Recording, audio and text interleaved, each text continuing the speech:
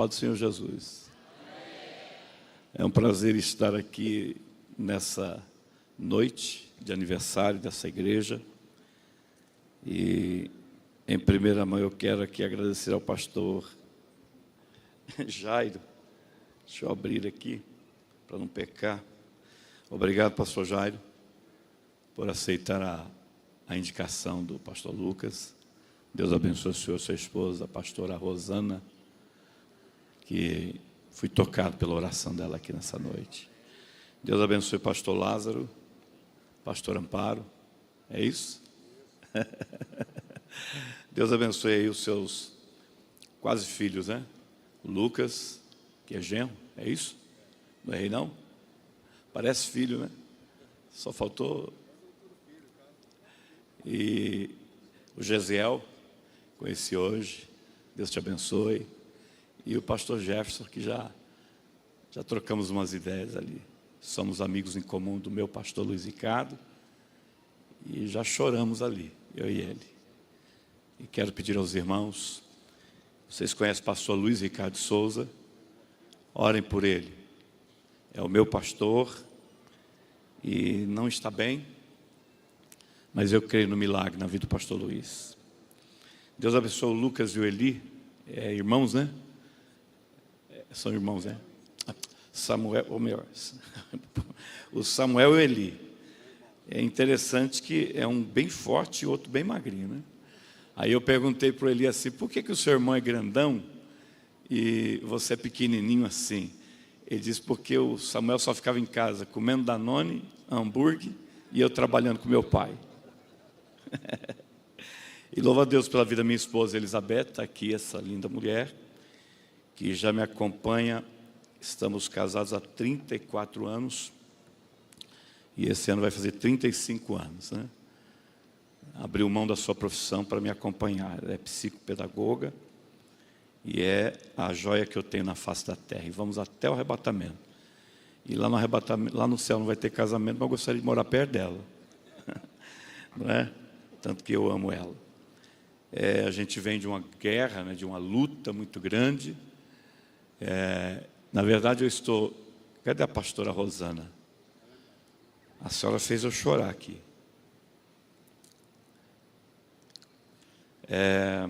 Setembro do ano passado, fui pregar em Tóquio. Preguei em Tóquio e tive que pregar em Seul. Quando eu cheguei em Seul, eu passei por uma embolia pulmonar. E essa mulher me levou para o hospital. E ela chegou com os papéis e o recado do médico. Você não pode sair desse hospital sem operar, você tem que operar agora. Você tem 1 hora de vida. Quando a senhora orava aqui, eu lembrei dela. Que só deu tempo dela entrar lá e fazer uma oração. E dizer assim, te acalma, teu estado é gravíssimo, mas o médico disse, vai te operar. E ela colocou as mãos sobre mim e orou, desse jeito. E eu me lembro que ela disse assim, Senhor, tem muita coisa para eu fazer, eu e ele. Deixa ele ir nessa sala de cirurgia, mas traga ele para mim. E quando a senhora orava com essa impulsão missionária, eu lembrei, estou aqui. E isso não é coisa do acaso, isso é plano de Deus. Amém? Como o pastor Lucas disse, irmãos, eu trabalho em São Paulo, no Belenzinho. Trabalho na Secretaria de Missões do Belém com o pastor Américo. O meu pastor agora, né, atual, é o pastor José Prado Veiga, porque o meu pastor Luiz está internado, teve que ser jubilado, né, às pressas. E trago um abraço, pastor José Prado Veiga. E trabalho ali na Secretaria de Missões e cuido do projeto Cuba Brasil. Eu vou passar um videozinho aí para você, só para você ver o que é a situação de Cuba. Eu sei que está ao vivo, eu vou me cercear de falar algumas coisas. Cuba é uma nação com 11 milhões de habitantes, 67 anos escrava. Eu sei que o Jander, que é meu amigão, já passou por aqui, né? Já deve ter falado muito sobre Cuba. E nós estamos ali com 260 famílias de pastores, com a bênção do nosso pastor José Wellington. E quem cuida é eu, essa mulher e minhas 2 filhas. Acabei de chegar de lá recentemente. E das 25 vezes que fui lá, essa foi a mais dolorosa. Eu tenho 12 médicos que trabalham comigo lá, pastores. E um dos médicos foi me visitar e falou: olha, pastor, ontem eu recebi no ambulatório aqui um pai ou uma mãe que trouxe uma filha para ser atendida com convulsão. E quando eu cuidei dela, fui ver, examinar, não tinha nada. E eu vi que eu estava perdendo ela. Colocamos num carro, levamos para Cárdenas, no hospital maior. Quando chegou lá, a menina faleceu. 12 anos. Aí fomos ver o que era fome. Irmãos, pelo amor de Jesus, ore por Cuba. Ore por aquela nação.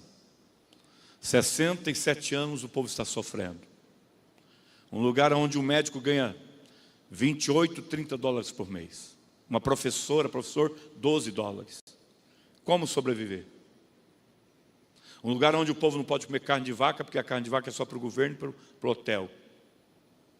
Um lugar onde o cubano, para comprar um sabonete para a família, tem que trabalhar 5 dias. Um sabonete. Tudo precário. Não tem transporte, não tem comida, não tem remédio. Os hospitais vazios. Eu levei um coronel da Polícia Militar do Estado do Maranhão comigo, pastor Dias, que é diretor de missões em Balsas. E ele, durão, muito durão, militar, né? Eu sei que deve ter militar. Militar tem que ser durão. Ele voltou todo quebrado. Eu levei ele numa cidade de 220 mil habitantes, na maior farmácia do país, da cidade. A farmácia não tinha nada, nada. Não tem remédio, nem hospital, nem farmácia. E eu quero pedir a você que ore por essa nação. Amém?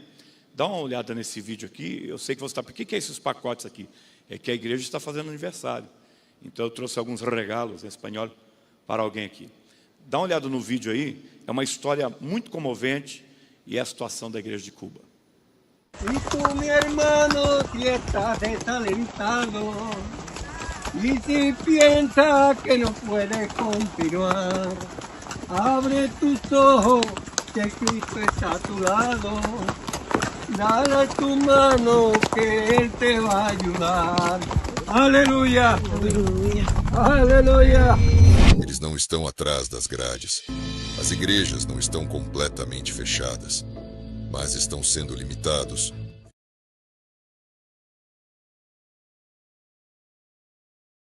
Y tú, mi hermano, si estás desalentado, Vigiados, silenciados.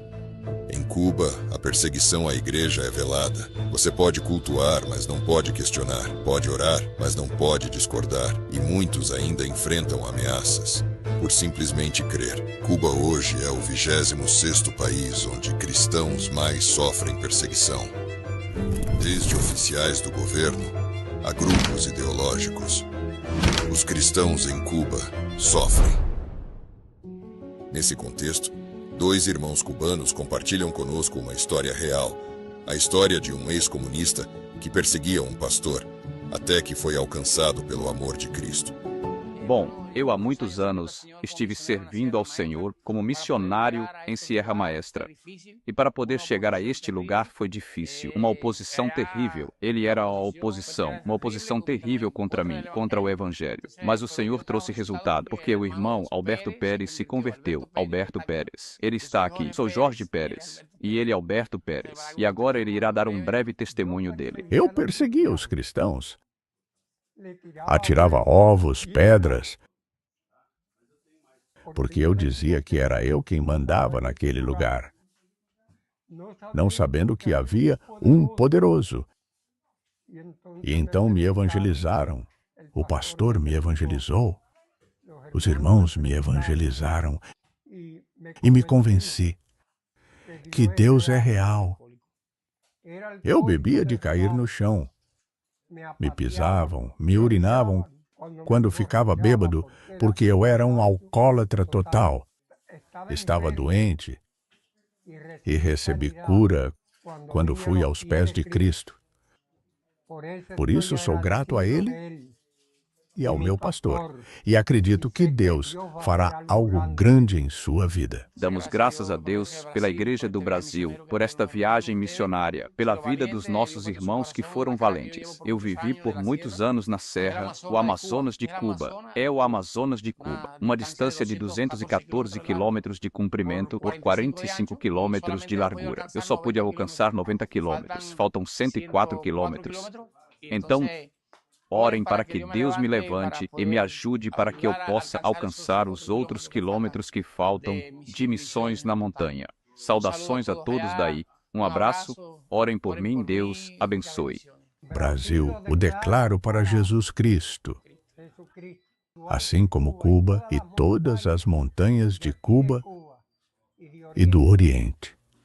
Por isso, dou graças e saúdo a todos os brasileiros e cristãos, e digo que o único caminho a seguir é Jesus Cristo. Ele quem sara, que salva e que transforma. Essa é a minha esposa, Deus Janice. abençoe muito, meus irmãos, que a paz de Deus seja com vocês. Damos graças a Deus pela visita de nossos irmãos, porque Deus é maravilhoso e misericordioso e tem movido suas mãos de poder e misericórdia, porque a palavra de Deus diz que Ele é nosso amparo e nossa fortaleza. E agradecemos a Deus por tudo. E vamos para 24 anos de casamento. Temos 2 filhas. Uma é pastora missionária. A outra está atendendo ao presbitério, cuidando das crianças. E está estudando outro idioma. Ela também é missionária. Então os saudamos com todo carinho desde aqui de Cuba. Deus os abençoe. Deus os abençoe. O que pode transformar um perseguidor em alguém que proclama o Evangelho? Apenas o amor de Jesus. Mas a perseguição ainda é uma realidade. Em Cuba, muitos irmãos ainda vivem a fé com riscos e restrições. Por isso, hoje, eu te convido a orar por este país. Ore pelos missionários. Ore pela igreja que resiste. É o Jorge. O Jorge, eu ajudava ele há 8 anos. O Jorge contraiu um câncer no braço direito. Você viu que ele atingiu certos quilômetros, mas faltava 90. Esse homem, ele era como um pastor presidente de casas cultos. Ele, a esposa, as 2 filhas, um genro, agora a outra casou, a Sarinha casou. Ele não vai mais poder atingir os 90 quilômetros. A última vez que eu vi ele, eu levei quase que uma mala de remédio, cheguei a tempo de dar remédios para ele. Mas não foi suficiente. O Jorge, quando ele estava internado em Seul, ele foi recolhido por Jesus. E agora ficou a esposa. Eu achando que a esposa ia parar, ela pegou as filhas e falou: não, agora nós vamos continuar. Subiu para as montanhas e disse: pastor, pode continuar nos ajudando, porque nós vamos assumir todas as igrejas nas montanhas. O que o Jorge tinha? Uma mula. A dificuldade de um obreiro em Cuba, ela é muito grande. Não é como aqui no Brasil. Se eu for perguntar a quem tem carro, celular, bicicleta, moto, quase todos têm. Em Cuba, o que eu pude dar para o Jorge foi uma mula, porque ele trabalhava nas montanhas. Para o genro, uma mula. E é assim que a gente trabalha. A gente envia o salário e nós mandamos os meios que eles usam: mula, carroça. Antes eu dei muita moto, mas agora não tem combustível, gerador de energia. E agora estamos na campanha de comprar placas de energia, porque não tem energia nas cidades. Cidades que ficam 2 semanas sem energia. E eu quero pedir a você, no final do culto, com autorização do ministério, e estou muito preocupado com o Brasil. Eu sou missiólogo, eu vim aqui para falar de missões. E eu estou muito preocupado com o que está acontecendo no Brasil. Eu falei com o Jefferson: o que você acha da igreja hoje, do comportamento missional dela? E ele me citou aqui o que ele pensa. Eu fico preocupado não só com a desaceleração missional da igreja, mas também o comportamento da receptividade de forças missionárias não cristãs que estão vindo para o Brasil. Esses dias, pastor Jário, eu pego o avião em Guarulhos e vou para Belém do Pará pregar em Castanhal. E ali no Terminal 2, em Guarulhos, eu me assustei porque o voo que eu iria fazer para Belém, quando me chamou para o portão para embarcar, tinha ali muita gente, muitos homens, de barba, e falando em árabe. E eu prestei atenção, quase todo o portão estava tomado de árabes. E eu embarco primeiro. Quando eu embarquei, sentei na primeira fila, E só foi passando árabes. E a única coisa que eu pedi para Deus, identificando que eu vi que era muçulmano, eu falei: Senhor, tomara que nenhum tenha aqui bomba, para não derrubar esse avião, que eu tenho que fazer a missão. Mas na convenção última em Belém do Pará, da CGADB, nós fomos, o meu amigo que está com o senhor pastor Gilberto Marques, ele fez uma recepção tão linda para os convencionais, que eu fiquei de queixo caído. Mas quando o avião desceu em Belém, que eu saí para fora do aeroporto, eu me assustei, porque eu viajo esse Brasil já há 22 anos pregando em congressos, conferências, fóruns de missões, simpósios, mas eu me assustei, porque a Irmandade Muçulmana do Brasil subiu para Belém para fazer o primeiro congresso islâmico no Brasil. Aonde? Em Belém. Deu uma conotada aí? Agora eu chego, vou pregar agora, minha esposa estava comigo, preguei agora em Alvorada, no Rio Grande do Sul, com o pastor Eliezer, que é da CGADB, da área de educação, com o pastor Dr. Douglas Batista. E naquele culto tão fervoroso, acaba o culto, ele me chama e fala assim: Jair, eu estou muito preocupado com o Brasil,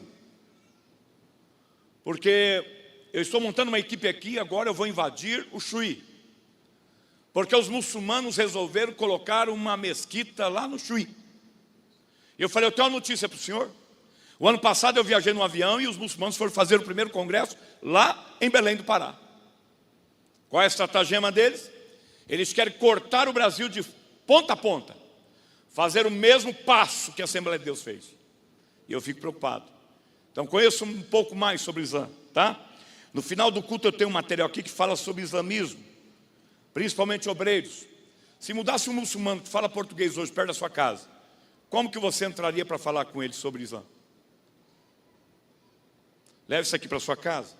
Eu já li 2 vezes, conheço os pilares do islamismo, tá? Tem pouco, está lá. O Samuel vai estar lá fora. Leva, coloca na sua biblioteca, leia, releia, anote tudo, conheça. Por quê, pastor? Porque eles estão chegando, e é a contra-onda. Quando eles vêm para islamizar o Brasil, nós vamos ganhá-los para Jesus e mandá-los de volta como missionários para o Oriente Médio. Quem crê, diga amém. Amém. Quando você compra um livro desse, você não está comprando, você está me ajudando a comprar placas de energia e comprar mulas, bicicletas e carroça para eles. Para as mulheres, filhas do Islã, você vai ver como que você tem liberdade religiosa aqui no Brasil. Filhas do Islã. Mulheres que se converteram do Islã e pagaram um preço caro. Coisas absurdas estão aqui, ó. Filhas do Islã. Mulheres cristãs que eram muçulmanas. Vinho Novo é Melhor. O maior missionário africano nesses 100 anos, Robert Tom, de ébrio cachaceiro, passou a ser o maior missionário sul-africano. Obreiros, compre, para poder evangelizar pessoas que usam bebidas alcoólicas. E acabei de adotar 15 missionários chineses, lá no norte da China. Está aqui Olinto Oliveira, 45 anos de China. Ele vai te falar o que é a igreja na China, tá bom? Aqui, ó, a missão, a hora chegou. E tem outros mais lá, você pode comprar e depois você vai estar me ajudando a comprar material para esses missionários. Pastor Jair, é um presente de Cuba para o senhor. Às vezes o senhor nunca teve o Cadillac, mas estou dando um Cadillac para o senhor aqui de Cuba, tá bom?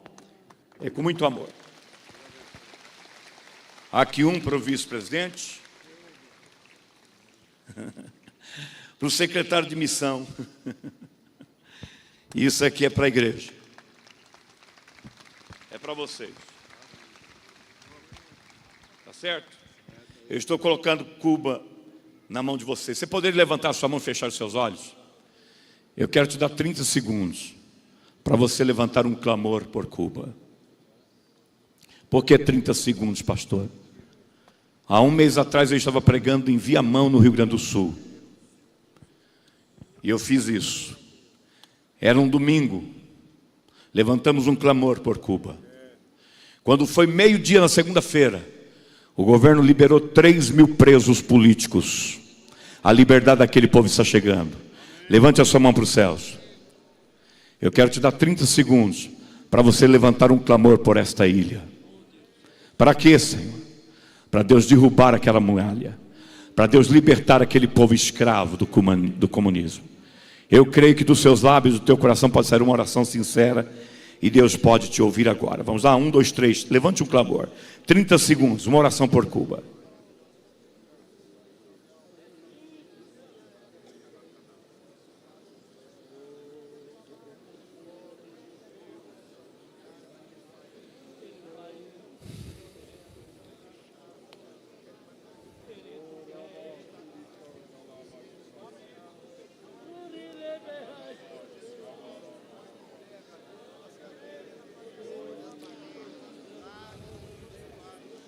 Amém?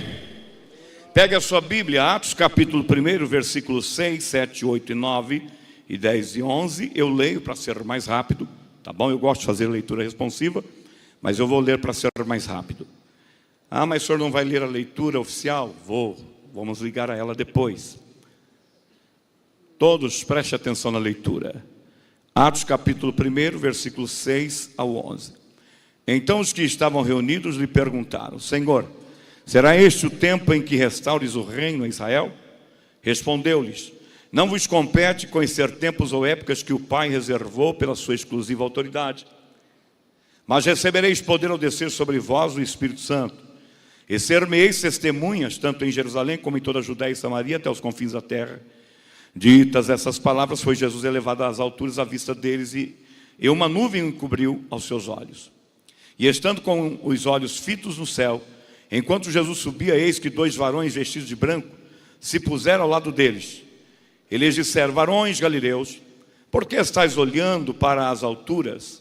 Esse Jesus que dentre vós foi assunto ao céu, virá do modo como o viste subir. Se assente, por favor.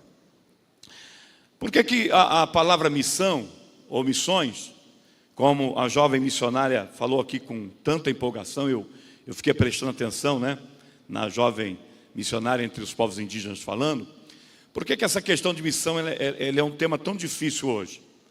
Numa igreja que já vai fazer 116 anos e que foi fundada por 2 homens que foram dirigidos pelo Espírito Santo para virem do Brasil, da América para cá, e fundaram a Igreja Assembleia de Deus, não é?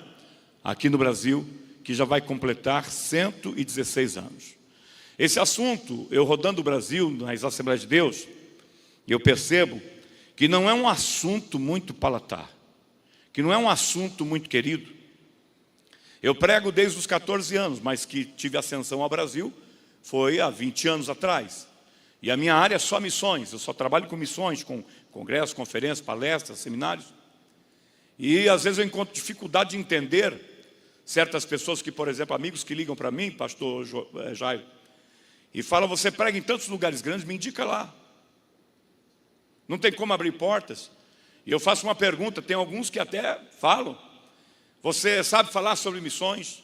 Você sabe palestrar sobre missões? Você sabe tecer algum assunto sobre missões? E alguns falam: não, eu falo. Aí basta eu fazer 2 perguntas, falo assim para ele assim: se você fala, o que é um autóctone? Autóctone.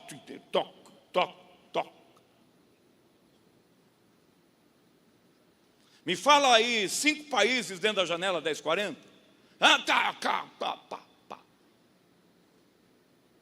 Por que é um tema difícil? Eu estou falando aqui numa igreja missionária.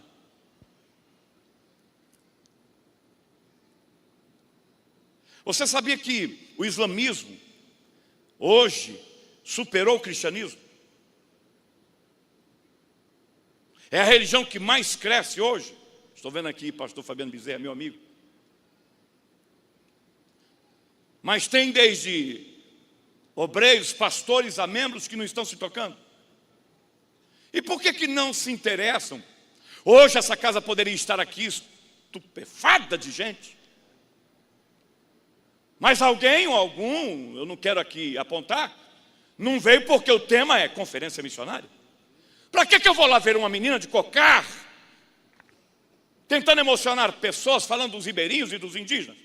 Por que eu vou lá ver um homem de cabeça branca falar de Cuba, ou outro falar da África, ou Portas Abertas falar, por exemplo, que essa semana mataram 4, 5 pastores da Índia, que estavam numa conferência missionária? Um dia eu fui pregar numa cidade, pastor Jairo, eu vou, no tempo que o senhor me prometeu, eu vou pregar de forma instantânea. Eu fui pregar numa cidade, e alguém ficou sabendo que eu ia pregar naquela cidade, e é próximo da dele. E ele me liga e diz assim: pastor Jair, o senhor vai pregar na cidade de fulano? Eu falei: vou. E no domingo também? Eu falei: não, vou voltar para São Paulo. Ele falou assim: o senhor não pregaria na minha igreja no domingo? Eu falei: olha, eu vou com um amigo que vai dirigindo para mim, eu tenho que perguntar para ele porque ele trabalha. Se ele concordar, eu fico. Eu prego na sua igreja. Aí ele me disse: pastor, obrigado. Era um sonho meu de fazer um culto de missões na minha igreja. Eu falei, o quê? Assembleia de Deus? Sim. Você nunca fez um culto de missões? E não fique pensando, senhores, que é uma igreja pequena, uma igreja de 350 crentes. Eu quero te pedir uma ajuda, eu não sei como fazer um culto de missões. Eu falei, rapaz, põe bandeira aí, faça alguma coisa. Deixa que pregar, eu prego. Viajei, preguei naquela cidade, retornei, parei na minha mãe, almocei à noite, fui lá para essa igreja. Quando eu fui para a igreja, eu cheguei bem cedo, 7 horas, o culto começava às 7h30. Dobrei o joelho do lado do pastor, orei, e do meu lado esquerdo ficou uma cadeira vaga. Aí lá para 7h30 e tanto, aí eu vi que entrou um homem pequeno, com Bíblia na mão, e ele entrou, chegou e sentou bem do meu lado. E o pastor todo empolgado e falando, irmãos, porque missões está no coração de Deus, porque missão é de Deus, e Deus quer que a gente faça missão. Aquele homem bate na minha perna e diz assim, nós não ganhamos nem nossa cidade para Jesus. Que quer saber esse negócio de missão? Eu olhei para ele e pensei, eu vou morder a orelha dele. Aí o Espírito Santo falou, fica quieto, que você não sabe o que está acontecendo. Eu fiquei ali, e nessa altura o pastor já tinha me apresentado. Cantou mais 2 hinos, mandou eu pregar. E eu comecei a pregar. E sabe aquele lugar, aquele dia, Jefferson, que você dá lugar na terra? E dei lugar. E daqui a pouco aquela igreja pegou fogo. Aí eu falei, eita, é a Assembleia. Aí eu chamei o povo para vir. Quem quer fazer aqui um pacto missionário, de ser mais missional? A igreja toda levanta. E quando eu me dei por conta, eu falei, cadê o baixinho? Eu viro, nem a Bíblia dele estava mais. Eu falei, não vou te pegar, não é hoje que eu vou te pegar. Aí orando, quando eu viro para baixo, os olhos para baixo, eu vi o óculos dele para cá, a Bíblia para lá, ele batia no chão, misericórdia, Deus, misericórdia, e chorava. Se usasse maquiagem, estava com a cara toda borrada.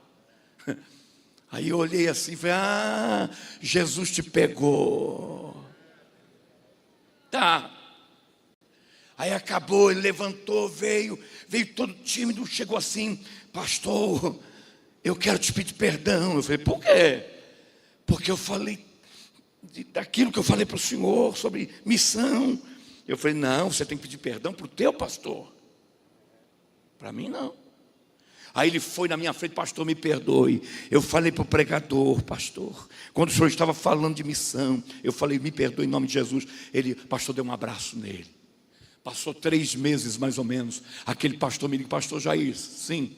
O senhor sabe aquele obreiro que o senhor encontrou, que me pediu perdão? Sim. Pastor, aquele homem que ele morava em São Paulo, veio do interior aposentado, tinha casa e ele tinha um caminhão, fazia frete, por isso que ele chegou tarde do culto, e naquela noite, ele desinformado, ele falou aquilo para o senhor, mas não sabia que Deus ia pegar ele. Eu falei, como assim? Porque Deus pegou de uma forma que ele foi fazer uma viagem com a família para Foz do Iguaçu, pegou o carro dele, atravessou, entrou no Paraguai, foi entrando, chegou numa pequena cidade, um vilarejo. Ele viu uma igreja toda disforme, toda sem reforma, com a porta toda quebrada, e ele viu uma mulher varrendo a calçada de frente àquela igreja, e ele chega para a mulher sem saber falar espanhol, e ele pergunta, a mulher entende, essa igreja está fechada? A mulher diz, está fechada. O pastor que estava aqui, era brasileiro e foi embora, nos deixou, nós estamos sem pastor. Pastor, aquele homem não aguentou, ele voltou para cá, entrou na minha sala e disse, pastor, eu não quero nada, eu só quero a tua bênção, dinheiro eu tenho, me abençoe, porque eu vou para lá, vou reabrir aquela igreja, já achei quem é o ministério, vou para lá, foi lá, ficou 3 anos, reformou, encheu a igreja, ou seja, fez o que Deus colocou na vida dele. Qual é o ponto cume disso? É aqui que eu começo a pregar. A falta de compreensão de identidade hoje é de púlpito a nave de púlpito. Falei para o Jefferson, vou repetir. A falta de nós nos identificarmos com o quê? Como eclésia, igreja. Gostaria de ter tempo para chegar até eclésia, mas não vai dar tempo para você saber o que é eclésia. Igreja, essa igreja em português é eclésia. Mas quando você vê Jesus se despedindo nas horas finais, dizendo assim como o Pai me enviou, eu envio a vós. Ali tem um mistério muito grande. Por quê? Primeiro, por que Jesus foi enviado? Enviado por quê? O próprio Pai envolveu ele numa missão. Que missão? A missão de Deus. Tem uma diferença aqui: missão e missões. Semiaderp, como é que é? A Semirp faz missões, que está dentro da missão. E é aqui que pesa o peso das responsabilidades nossas. Que Deus simplesmente, como envolveu homens, de Adão até Cristo, Ele envolveu homens na sua missão. Ele envolveu o seu próprio filho na sua missão. Por que esse filho vem? Para não só arrumar um problema do passado, que é o maior problema da humanidade. Qual é o maior problema da humanidade? Fala aí. É o pecado. Não é o degelo das placas polares. Não é o buraco da camada de ozônio. Não é o câncer que corrói a carne do homem. Não é o fígado canceroso. Não é a falta de dinheiro na sua casa. Não, o problema da humanidade não é a poluição. O maior problema da humanidade chama-se pecado. Um rio poluído, você arruma dinheiro, vai lá e despolui. Uma doença você consegue pôr remédio e medicina e cura. Problemas conjugais se arruma. Mas o pecado não resolvido a tempo enfia as almas no inferno. E por causa desse problema, esse Jesus veio. Ele participou da queda do homem. Ele viu o Pai começando a missão no Éden. Como pastor Antônio Santana, né? 89 anos conheci ele. Como ele conduziu e entregou até a mão deste. A mesma preocupação do Pai é a preocupação deste. Porque o próprio Deus, dono da missão, Ele cobra os seus líderes missionais. Quem está entendendo aí? Aonde estamos envolvidos é o primeiro segredo para você entender o peso da tua responsabilidade missional. Aonde? No projeto de Deus chamado missão. Com quem você está envolvido? Com Deus, o Todo-Poderoso, o dono da missão. Quem te envolveu nessa missão? O seu filho, que veio reparar o quê? Erros do passado. Erros como? Erro do Éden. Quando Adão e Eva caem, Deus monta toda a estrutura missionária a partir do Éden. E aqui você vai vendo princípios que podem te acelerar missiologicamente como? Deus só trabalha por amor e com amor. Deus, quando vê o homem caído no pecado, Adão e Eva caído, Ele age e se movimenta por amor, porque Ele tinha poder de diluir Adão e Eva. Mas Deus, sabendo que se Ele faz, alguém iria acusá-lo ali, ó. Fez, deu errado, o Senhor falhou. Deus faz o quê? Deus preferiu amar. E no amar, Ele investe aonde? Na salvação dos homens. Por um momento Deus coloca aquele casal fora do jardim, mas numa visão atemporal. Deus trabalha toda a estrutura missionária. Olha, vai usando homens como como Moisés, como Noé, Abraão, Moisés, como Josué, vai usando profetas como Isaías. Lá em Isaías, quando você vê aquela visão tremenda que ele tem no capítulo 6, o que é? Nada mais, nada menos Deus já rejeitando o primeiro povo missionário constituído por ele. Como? A primeira igreja missionária que Deus constituiu não foi a igreja do Novo Testamento, foi a igreja do Antigo Testamento, Israel. Quando Deus arranca aquela igreja e dá-lhe a missão de fazer as nações conhecerem a Ele, Israel falha. Mas quando Deus acha Isaías chorando porque o seu primo morreu, era o quê? Era um cancelamento de parceria missionária com Israel. Israel caiu, Israel pereceu na missão. Deus nunca mais levantou Israel como uma nação missionária. Passou-se o tempo, veio o cativeiro, 400 anos de período de silêncio. Mais do 5º ano da antiga data, a data anticristo. Antes de Cristo, vai nascer quem? Vai nascer quem? Jesus Cristo, o Filho do Deus vivo, que vai descer da sua glória, não só como Salvador, mas como Rei do reino, para expandir a terra e devolver para Deus de novo o quê? O governo para a raça humana. Tem pessoas que não entendem, irmãos. Por que esses discípulos perguntam para Ele: quando o Senhor vai nos devolver o reino? Aqui. Parece que estamos vivendo esse tempo.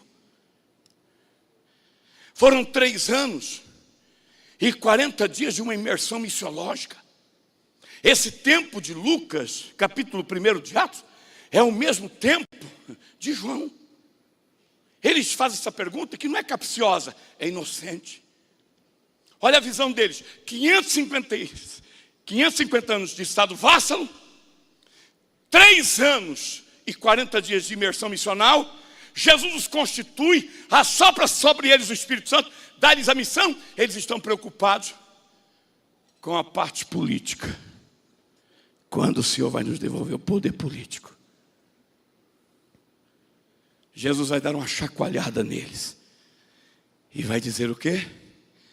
Não se preocupem com tempos e com épocas. O que é isso? Kairos e Cromos. Tempo de Deus e tempo do homem. Que o Pai reservou. Na tradução é, Deus planejou tudo para chegar até aqui. Vocês, eclésia, se preocupem de voltar para Jerusalém, porque o Pai prometeu enchê-los do Espírito Santo.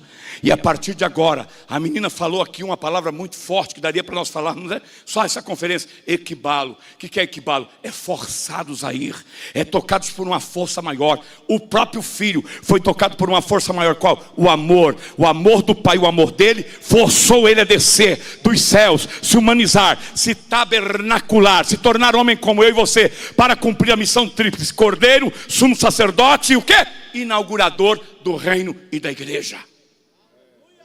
Jesus sabia para que ele havia vindo. Agora os recém-formados de igreja estão perguntando: devolva-nos o reino. Voltem e sejam cheios, porque a partir de agora vocês serão o quê? A palavra mártires. Testemunha é mártires. E sejam preparados. Vocês vão até morrer. Vão servir-me até morrer, dar a vida por mim. Porque aqui que está. Você já viu que ninguém, ou quase poucos, eu vou fazer uma pergunta aqui, trata de um assunto tão pertinente, importante, e são poucos. A minha esposa está aqui, ela sabe, eu já comprei livros em inglês, espanhol, português, para tratar desse assunto, e o campo é muito raso, desde literatura portuguesa e espanhola. São poucos. Comprei tudo que está no mercado literário. Você já viu que, aqui ó, seja sincero, em 5 anos de crente, quem aqui já ouviu pelo menos uma mensagem de ponta a ponta assim, ó, 50, 60 minutos, alguém pregando sobre reino de Deus? Levante a sua mão direita.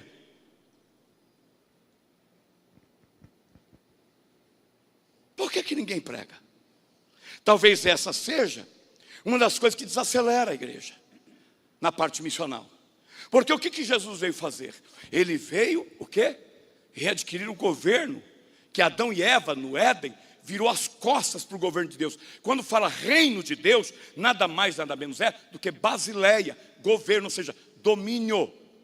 Não é metralhadora, não é MiG, não é F-15, F não sei o quê, não é bomba, não é laser, não é nada, não é guerra bélica. Reino de Deus significa governo. Aí nós não entendemos porque que Jesus, treinando os 12 para ser então a manifestação do nome de Deus na terra, por várias vezes ele fala o quê? Mas em primeiro lugar buscai. Em primeiro lugar buscai o reino. Mateus fala reino dos céus, Lucas fala reino de Deus. Buscar em primeiro lugar o reino dos céus, em primeiro lugar, e a sua justiça. E aí vai, vírgula, e as demais coisas serão colocadas.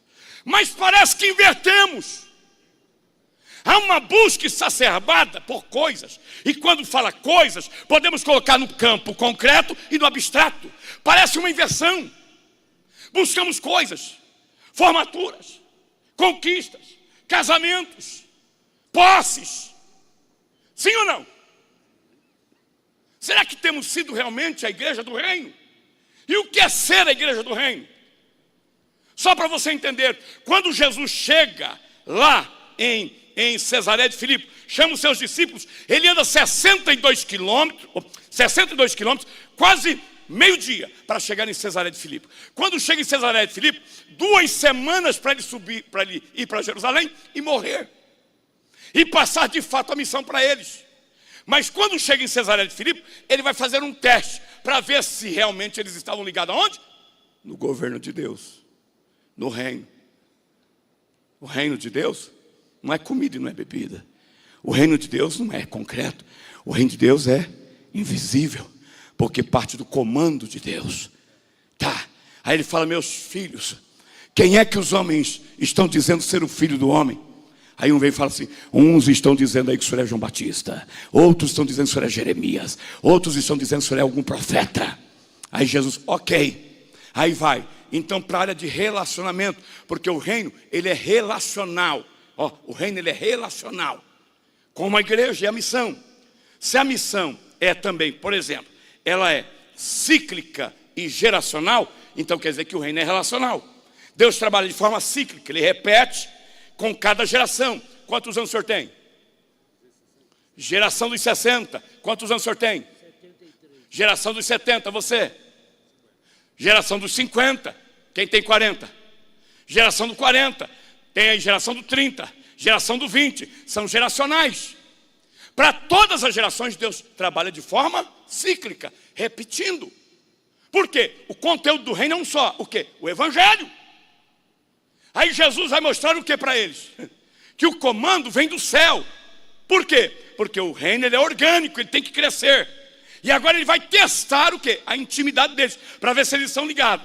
Você vai ver que 11 não respondem. Aí começam então as variantes, para a gente entender que o reino não trabalha como o reino humano. O reino de Deus não trabalha como o reino humano.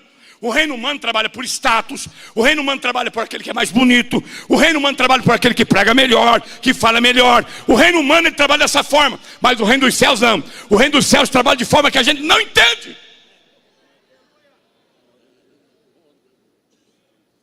Quem é que vai levantar e mostrar que tem intimidade com o reino?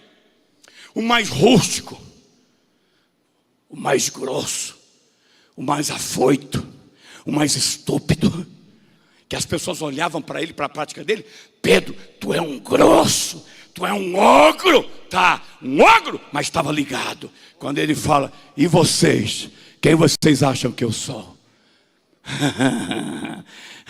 Olha o que está ligado com o reino. Ele está lá. Ele estava conectado. Ele dá um grito, tu és o Cristo. O que é Cristo? Rei, irmão. Palavra similar, Messias. Todo judeu esperava quem? Quem? O Messias. Quem? O descendente de Davi, o rei. Para mudar o quê? A sorte de Israel.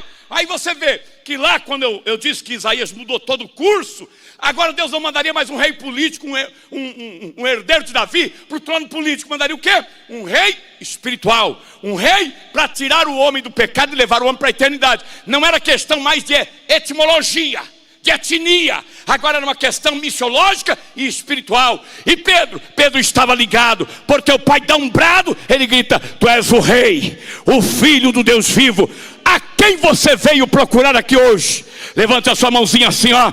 A quem? Abra sua visão. Quando entramos nesse santuário, onde você louva e adora a Deus, você está diante do rei, rei dos reis, senhor dos senhores, aquele que é, aquele que era e será para sempre.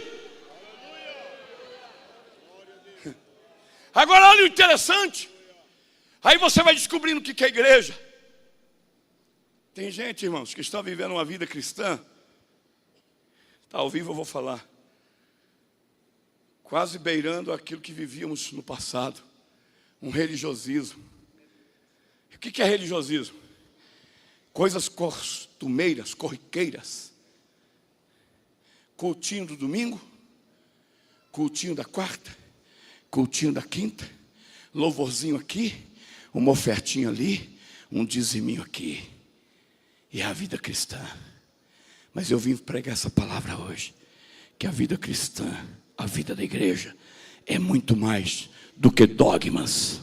É muito mais do que ritos. É muito mais do que até os cultos. Deus criou a igreja de forma proposital. Vou repetir. Para ser o quê? Um elemento orgânico. O que é elemento orgânico? Ela vai crescer. E à medida que ela cresce, o reino vai crescendo. Mas no mundo espiritual, a serpente do jardim continua acompanhando. Tanto é que quando Jesus nasce, ele persegue. Quando Jesus vai começar o seu ministério após o jejum, ele persegue. E ele está continuando perseguindo a igreja. Olha só, nós temos adversidades. Temos, Jesus sabia. Agora ele vai liberar a igreja daqui 2 semanas, ou daqui a 50 e poucos dias, para fazer a missão. Mas ele vai dar um start. Que start? Ele vai mostrar que nós somos a eclésia dele. O que é eclésia? Eclésia era um conjunto de homens que representava tanto os gregos como os romanos.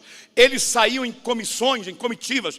Tanto o Alexandre mandava, como o imperador romano mandava. Quando esses impérios, eles conquistavam então os povos e nações, a primeira leva de pessoas que iam eram os soldados. Com o quê? Com poder, com flecha, com muita força física. Eles iam e arrebentava as portas das cidades e possuía os povos. E depois, aí vinha então a eclésia. Quem era a eclésia? Eram homens constituídos, alfaiates, médicos, pedreiro, pintor. Eram homens letrados, homens que estavam na sociedade, que o imperador chamava e dava uma nomenclatura, o quê? Eclésia. Podia ir de 2 até 10. Eles saíam então representando o reino. Quando chegava naquele reino já possuído, o que eles tinham que fazer? Aculturar o reino com a cultura do império. Olha o que Jesus vai fazer. Ei, Pedro, não foi a carne e o sangue que te revelou. Porque essa minha missão não é minha, é do Pai. Eu vim trazer aqui um novo sistema de governo. Eu digo que tu és Pedro, fagulha, pequena pedra, só para não encher a moral, só para não ficar inchado. Eu digo que não foi a carne e o sangue que te revelou. Tu és a pequena pedra, abaixa a bola. Rei, aqui sou eu. Rei, aqui sou eu. Você é pequena pedra. Aí vem a coisa quente, já vou fechando aqui. Aí vem a igreja de Ribeirão Preto. E tu, saiba que sobre esta pedra eu vou colocar a minha igreja. Olha para o teu irmão e fala assim: a igreja não é do pastor José Wellington. Fala. A igreja não é do pastor Jairo. A igreja não é do pastor Amanso, do pastor vice-presidente, do pastor Amparo. A igreja não é tua. A igreja tem dono. A igreja tem dono. O projeto veio do céu. Levante a sua mão assim, ó. Você foi projetado no céu. Alaragai sai. Para quê? Para uma missão. Andará, sai. Tem cristão vivendo hoje como se estivesse vivendo no Central Park na América, ou lá no parque, onde nós levamos os netos lá, o parque lá de São Paulo, lá que eu esqueci o nome lá. Tem crentes vivendo assim, perdoa-me, como que se estivesse banhado desse evangelho antropocêntrico, esse evangelho humano, racional, esse evangelho que promete casa, carro, casamento, apartamento, casa em condomínio. É um tal de pregadores, um tipo de evangelho que enche o ego dos homens e aí estão distorcendo. E aí é por isso que tem igrejas que estão inchando, não estão crescendo, porque os homens estão buscando o quê? Posses. Mas deixa eu te falar uma coisa. Eu como igreja, tu como igreja, nós estamos colocados sobre Cristo, que é a nossa segurança. Para quê? Para uma batalha. Que batalha? A batalha espiritual. O que? Saquear o inferno. Como assim? O inferno faz fronte para segurar o drogado, o macumbeiro, o feiticeiro, o homossexual, o etc, o etc. Ele monta portais. Aí Jesus fala assim, ó: vocês são a minha eclésia. E eu quero dizer para vocês que as portas do inferno, não vão prevalecer, não vão ficar de pé, porque a minha igreja, preste atenção, pastor Jairo, é uma profecia. Cidade de 800 mil habitantes, aqui tem muitos portais do inferno, muita gente ao comando do inferno. Levante a mão os crentes de Ribeirão Preto aí, levante a mão, preste atenção. Se tem crente que não veio para esse congresso aqui, estão nos assistindo pela televisão, te prepara aí, porque o ano que vem vai ser diferente essa conferência. Deus vai dar um impulsionamento nessa igreja. Essa conferência vai ser diferente.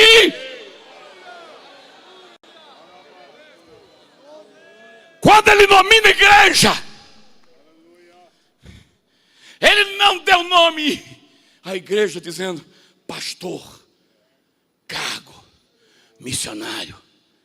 Não, igreja. Olha para o lado esquerdo e direito assim, ó. Essa pessoa, olha assim, ó. Olha essa pessoa linda aí. É igreja. É igreja. E ela tem uma missão. Qual a missão?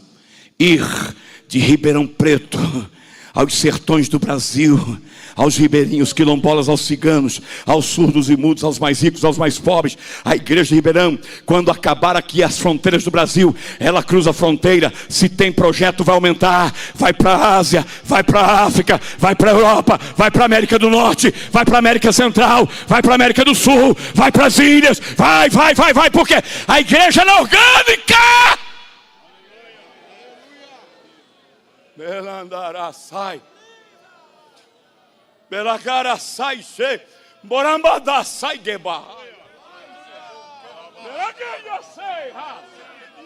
Por favor, abaixe sua cabeça, feche os seus olhos aí. Eu fecho aqui, ó. Pastor, vou fechar. Quando Jesus diz isso, assim como o Pai me enviou, eu vos envio. Naquele mesmo dia, escute isso com os olhos fechados, ele tratou de 3 sintomas que não eram pecados. Esses sintomas existem hoje. 3 sintomas que desaceleram o crescimento do ministério, da igreja. Se Jesus falou 2 semanas que nós somos a igreja e que temos a base, que é Ele, Cristo, o protetor, o supridor, devemos entrar dentro desse mundo de Deus. Como é que é? Escute isso com os olhos fechados. Se Deus foi poderoso para entrar dentro do nosso mundo, do homem, nós também temos que entrar dentro do mundo de Deus e ter a convicção que somos a igreja. Quando Jesus acaba de morrer, foi esparrame, medo, tensão, alguns decepcionados. Aí Jesus detecta alguns sintomas. O primeiro deles foi que as mulheres que financiavam o seu ministério. Isso prova o quê? Que tem muita gente até colocando dinheiro na igreja. Num cristianismo que a visão delas era um cristianismo morto. Elas se esqueceram, elas se olvidaram, em espanhol, que Jesus há 2 semanas tinha dito: olha, eu subo, sou pego morto, mas eu é. Mas agora eles estão comprando aromáticas, gastando dinheiro. No outro dia vão com a preocupação de quem vai tirar a pedra. Mas como Deus ama, na noite anterior, Ele manda um anjo bater na rocha perto do túmulo. E olha lá o texto. Quando bate a pedra, rola, os guardas desmaiam. Quando elas chegam, o que elas vão constatar? Quem tirou a pedra? Quando vão verificar, vem um anjo e diz: por que vocês estão aqui? Procurando um vivo entre os mortos. A primeira palavra que eu quero deixar para você: somos orgânicos porque somos vivos. E o nosso Senhor está vivo conosco, pastor Jairo. Rasei, abassai. Outra coisa que não combina conosco, Ribeirão Preto, preste atenção, é desânimo. Nunca vivemos um tempo de tanto desânimo. Crentes desanimados, até obreiros com desânimo. Desânimo de frequentar cultos, desânimo de participar de ensaios, desânimo de ir por evangelismo, desânimo até de contribuir. É aquele desânimo da alma, é o tempo do desânimo. E Jesus viu isso porque 2 homens que seguiam Ele perto a perto agora pegam o caminho e vão retroceder. Eles voltam para Emaús. Tem muita gente, pastor Jairo, que já estão com vontade de voltar. Mas eu trago uma palavra como profeta aqui nessa noite: ninguém que está aqui vai voltar não. Porque agora o sentido da igreja é ir para frente. Porque se Ele está vivo, vamos caminhar. E é o que Ele faz. Ele chega perto daqueles e diz: por que vocês estão falando aí? Ah, você não sabe o que aconteceu com o Nazareno? Sei, sim, sei. Olha aqui, ó. Importava que tudo que dele estava escrito, onde? Nos profetas e nos salmos e na lei, tinha que se cumprir. E vocês, 11 quilômetros de imersão missional. Jesus dá o que para eles? Palavra, palavra, palavra, palavra. Quando chega em Emaús, ele quer ir embora. Alguém já está tomado pela presença dele e fala: você não vai embora não, porque vai comer na minha casa. Ô estranho, dá graças aqui pelo pão. Quando Jesus pega o pão e vai dar graças, nenhum judeu chamava Deus de Pai. Nenhum judeu chamava Deus de Pai. Mas naquele instante, quem é que levanta o pão e fala o quê? Pai, graças te dou. Olha quem estava ali. Quando eles abrem os olhos, eles são tomados por um poder. E aqueles que estavam voltando, agora são energizados, cheios de poder. Eles voltam e vai para onde? Para a casa do medo. Tem muita gente com medo, tem obreiro com medo. Obreiro com medo de abrir trabalho aqui, obreiro com medo de fazer trabalho lá, crente com medo de pregar no trabalho, medo de pregar no ônibus. Não fica com medo não. O medo segura, o medo agarra. Mas esse tempo, Deus vai manifestar a glória dele. Olha aqui, ó, preste atenção. A glória do Senhor vai descer em Ribeirão Preto. Os lugares onde Satanás, fique de pé, fique de pé. Os lugares onde Satanás pensa que é dono, ele vai quebrar a cara, porque Deus vai trazer um renovo sobre a EADERP. Deus vai trazer um renovo, vai trazer coragem, vai trazer novo ânimo, vai trazer vida, vai trazer o quê? Lembranças, memória de que ele está vivo. Aí abacalé sebe, ai serve. Fecha os seus olhos por um instante. A glória é becer. Orogobieria sei.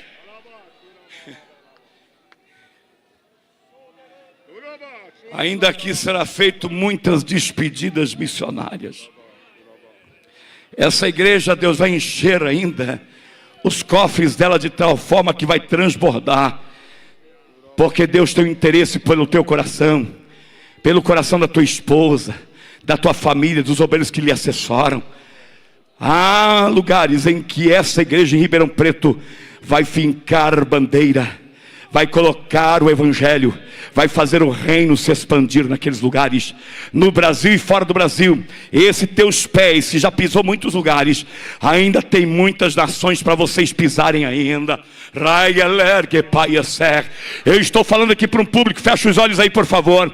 Eu não sei quem são, mas um dia tu estarás aqui nessa plataforma, de joelhos com a tua família, em um culto de despedida missionária, porque Deus tem pressa. Quando muitos ministérios milionários do Brasil não querem enviar, Deus tem uma igreja em Ribeirão Preto, São Paulo, Brasil, que tem uma pegada missionária. E eu oro com você agora, mas antes de orar, eu quero perguntar se nesta noite aqui tem um homem ou tem uma mulher, tem um jovem, uma moça, um rapaz que quer nessa noite entregar a sua vida para Jesus. Aonde está a primeira vida que quer entregar-se para Jesus nessa noite? Dá um chacoalhão na sua mão assim, ó. Dá um chacoalhão na sua mão. Eu quero te ver, eu quero te conhecer. Onde está? Aonde está? Aonde está? Tem. Olha aí, irmãos. Olha aqui, ó. Olha para cá, igreja. Preste atenção, pastor Jairo. A conferência 2027 vai ser diferente. Aí lá sai. Porque não tem como você fazer 21 conferências e todo ano assim, desse jeito. Eu falo com autoridade. Tem que mudar. Porque quando chegar o tempo da conferência, é uma oportunidade que Deus vai dar para você trazer o sogro, trazer a sogra, trazer o cunhado, trazer a cunhada, trazer o amigo, trazer a amiga, trazer o vizinho. Para quê? Para sofrer o impacto evangelístico e a conferência terminar com o quê? Com saldo positivo. Poderíamos cantar muito aqui para balançar o coração de Deus, poderíamos ouvir o Gabriel cantar e balançar o coração de Deus, mas preste atenção uma coisa, só há um texto que diz que a alegria nos céus, preste atenção, leva para casa, eu paro. Eu já vi pregadores dizendo assim: a alegria dos céus, quando o pecador se rende, os anjos se alegram. Preste atenção no texto. Não há alegria maior. Vou usar aqui como exemplo. Vem cá, Gesiel, vem cá. Vem cá. O Senhor é Deus, vem aqui. Dá um sorriso. Deus sorri. Não há alegria maior, ó, diante dos anjos, quando um pecador se rende. Quando você traz um homem que era fruto do diabo, do pecado, e ele se rende, Deus sorri. Quando você ajuda a Secretaria de Missões, a menina ganhar lá, Deus sorri. Pega a mão do teu irmão, eu quero orar com você. Feche os seus olhos, por favor, com muito respeito. Eu quero que você faça aí um minuto de raciocínio lógico. Feche os olhos e pergunte: Senhor, esse ano eu não produzi tanto para o teu reino. Como que o reino de Deus cresce? Reino de Deus não cresce com prédio. Reino de Deus não cresce com carro. Reino de Deus não cresce com essas coisas que pensamos. Reino de Deus cresce com cada pecador que se converte. O reino vem, domina, é assim que o reino cresce. Olá, obreiros, pastores, faça o reino de Deus crescer naquele bairro, por favor. Incentiva a tua igreja a ganhar almas. Rakalabassai. E você que está me ouvindo aqui nesse santuário, faça aí uma retrospectiva agora, por favor. Só uma coisa interessante que você tem que saber: nós não vamos levar nada dessa terra para o céu, a não ser quem? Almas, almas. Nós só podemos levar almas. Não vai o teu ouro, não vai a tua prata, não vai os teus canudos de formação acadêmica, não vai a tua moto, não vai o teu carro, não vai a tua casa. Preste atenção, só vai seres humanos que você ganhar para Jesus. Rai, teker, gepalabassai. Eu oro com você agora e você ora comigo. Senhor meu Deus e meu Pai que estás nos céus, dessa 21ª conferência missionária, dessa igreja missionária aqui em Ribeirão Preto, São Paulo, Brasil, eu quero te pedir agora, do púlpito até a nave e até aqueles que nos assistem pela televisão, vai passando, Jesus, com o teu espírito e vai provocando um sentimento profundo de apego às almas que estão gritando por socorro. Meu Deus, de Ribeirão Preto para as nações, faça dessa igreja que aqui está uma igreja missional, uma igreja que se envolva, Senhor, uma igreja que pregue no ônibus, que pregue no Uber, uma igreja que pregue nos hotéis, na feira, no aeroporto, uma igreja que pregue na zona urbana e também na zona rural. Meu Deus e meu Pai, que o ano de 2027, se a igreja ainda estiver aqui, faça a conferência 2027 ser diferente, com a casa cheia. Em nome de Jesus, ó Deus, é que eu te peço pela igreja em Ribeirão Preto, São Paulo, Brasil. Deus abençoe vocês em nome de Jesus.